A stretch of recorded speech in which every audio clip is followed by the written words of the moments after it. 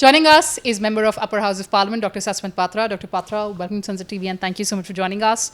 You joined India's mega diplomatic exercise exposing Pakistan and went to countries like UAE, Congo, Liberia, and Sierra Leone. Tell us about your experience.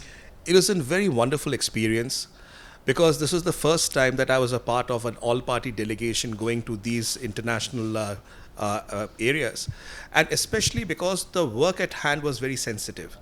We are going to expose Pakistan's links of terrorism and the way it has been perpetuating terrorism against India in the last 4 decades.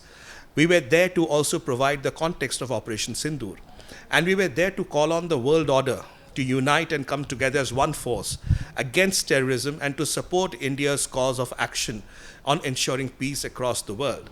And during the entire delegation process, I must say, whether it was UAE, Sierra Leone, Democratic Republic of Congo, or even Liberia, the kind of tremendous support that we got and goodwill from across the ranks, across the cross sections of leadership was absolutely phenomenal.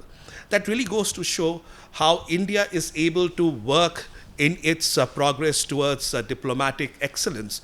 And by doing this, we are in a position to create a new roadmap for world peace. So I would say it was an extremely successful all-party delegation, great learning for all of us, and great relationships established between India and these countries.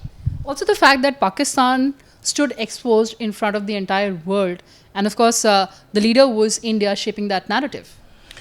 Pakistan stands exposed before the world today more than ever, primarily because we showed evidence to show how during the last rites being done for the terrorists of Pakistan, how the national flag of Pakistan was draped around those coffins, how the final rites were being performed by a designated terrorist who is named by the United Nations Security Council, and how the Pakistani army officers are present there during this entire process.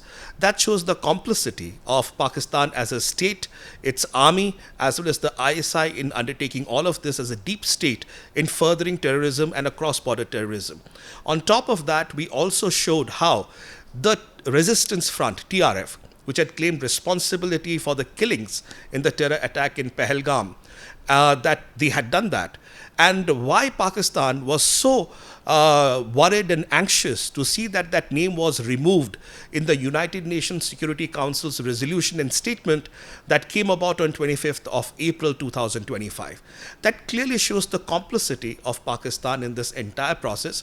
And I would say this entire delegation has, again, before the whole world, before the international fora, presented its case of Pakistan as a terrorist state, as a state that not only exports terrorism, but is a terror haven. Right. On that note, thank you so much for joining us and sharing your perspective with us.